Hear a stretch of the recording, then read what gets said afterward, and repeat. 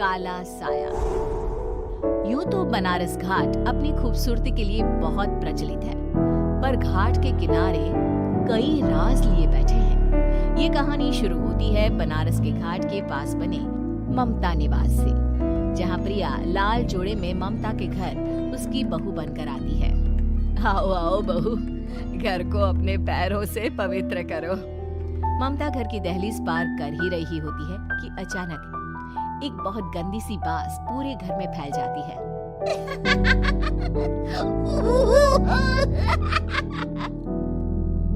ये बदबू और ये आवाजें, ये कौन हंस रहा है माँ?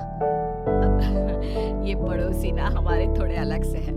कहाँ हम शाकाहारी और ये मांस मच्छी खाने वाले। छोड़, तू ध्यान मत दे और गृह प्रवेश कर। और हाँ बहू, अपनी सास की एक बात हमेशा याद रखना, इन पड़ोसियों से तो कभी बात नहीं करेगी। अच्छे लोग नहीं है ये। अपनी सास की ये बात मानेगी ना बेटा? हाँ माँ, जो आपकी मर्जी, मैं उनसे बात नहीं करूंगी। अगले दिन प्रिया अपनी पहली रसोई बनाने रसोई घर में जाती है। ये छोटी बात तो नाक में जा रही है। एक काम करती हूँ, खिड़की खोल देती हूँ। प्रिया खिड़की खोलने जाती है। इतने जाले, लगता है इस खिड़की को कभी खोला ही नहीं गया। पर ऐसा क्यों? नॉन वेज की स्मेल आती होगी ना। 2 मिनट के लिए खोल लेती हूँ, फिर बंद कर दूंगी। प्रिया खिड़की खोलती है। खिड़की खोलते ही उसकी नजर सामने वाले घर की खिड़की पर पड़ती है, जहाँ एक लड़की खड़ी होती है, हाथों में मेहंदी, लाल रंग की साड़ी, बिल्कुल सजी धजी, मानो प्रिया की तरह ही वो भी नई नवेली बहू हो। वो प्रिया को देखकर मुस्कुराती है। हे भगवान, माँ ने तो इनसे बात करने को मना किया था। प्रिया फौरन ही खिड़की बंद कर देती है और तवे पर चढ़े रोटी की ओर देखने लगती है, पर वहाँ रोटी ना होकर मछली पड़ी होती है। ये क्या? पहली ही रसोई में इतनी बड़ी गलती। हे भगवान, अब मैं क्या करूं? प्रिया बहुत डर जाती है और फौरन रसोई की सफाई करने और फिर सभी के लिए खाना बनाने लग जाती है। जब वो सबको खाना परोसती है, सब तो ठीक है, मैं बेकार में चिंता कर रही थी। हे भगवान, ऐसे ही बस अपनी कृपा बनाए रखना।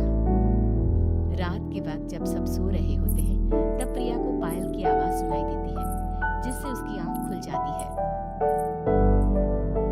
ये पायल की आवाज कहाँ से आ रही है? प्रिया उठकर उस आवाज के पीछे छत की सीढ़ियों तक जाती है। तभी उसे बच्चे के रोने की आवाज आती है। प्रिया छत पर जाती है तो क्या देखती है? वही लाल साड़ी वाली लड़की अपनी गोद में एक नवजात बच्चे को घुमा घुमा कर सुला रही है। तभी प्रिया की नजर उसके पेट पर पड़ती है। ओह गॉड, ये तो प्रेग्नेंट भी है। सुनिए, बच्चा सो नहीं रहा है क्या? मैं कुछ मदद करूं? नहीं नहीं, आपके घर वालों को अच्छा नहीं लगेगा, मैं संभाल लूंगी। स्नेहा की गोद से बच्चा हाथ मारकर प्रिया की गोद में आने को छटपटाने लगता है। दोनों घर अगल बगल में बने होने के कारण प्रिया उस बच्चे को गोद में ले लेती है। प्रिया के पास आते ही वो सो जाता है। बच्चे का वो स्पर्श रात भर प्रिया भूल नहीं पाती और अगली सुबह वो छत पर कपड़े सुखा रही होती है। तभी उसे एक औरत इशारा करके बुलाती है। स्नेहा कह रही थी बाबू तुम्हारी गोद में आते ही सो गया। मैं गौरी, स्नेहा की माँ हूँ। बहू, घर आना, बाबू को खिला भी लेना। शाम को जब घर पर कोई नहीं रहता, बच्चे से मिलने के लिए प्रिया छिपकर अपनी पड़ोसन के घर चली जाती है और कुछ देर बच्चे को खिलाकर वापस लौट आती है। इसके कुछ दिन बाद ही प्रिया को पता चलता है कि वो माँ बनने वाली है। ममता की खुशी का ठिकाना नहीं रहता। माँ जी, पता नहीं क्यों उल्टी आ रही है। प्रिया भागती हुई वॉशरूम में जाती है तो हरे और लाल रंग की उल्टी करती है। उस उल्टी में से कीड़े निकलते हैं। ये क्या? खून और ये कीड़े। माँ, माँ। प्रिया की आवाज सुनकर ममता दौड़ कर आती है, पर बेसिन में कुछ नहीं होता। प्रिया हक्की बक्की रह जाती है। ये सब क्या हो रहा है? प्रिया घबरा जाती है और अपने कमरे में जाकर सो जाती है। डर के कारण वो इतनी थक जाती है कि उसकी आंख लग जाती है। तब उसे ऐसा लगता है उसके पेट पर मानो कोई बैठा हुआ हो। कौन हो? प्रिया के पेट पर एक 5 महीने की बच्ची बैठी हुई थी, जो बुरी तरह जली हुई थी। माँ, तुम्ही मुझे लाई ना अपने पेट में। मैं तुम्हारी माँ नहीं हूँ। कौन हो तुम?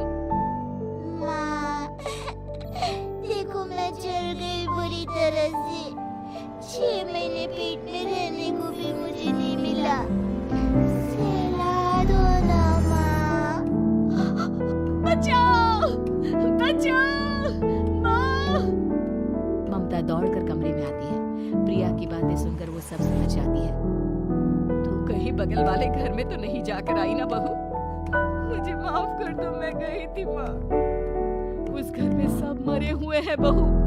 कई साल पहले स्नेहा उस घर में बहू बनकर आई थी। कुछ ही दिन में वो एक बच्चे को जन्म देने वाली थी। पूरा घर बच्चे के आने की खुशी में खोया था कि एक दिन अचानक उस घर में आग लग गई। सब बुरी तरह जलकर मर गए। गौरी आज भी दादी बनने का इंतजार कर रही है और इसीलिए स्नेहा ने अपना अजन्मा बच्चा तुम्हारी कोख में डाल दिया।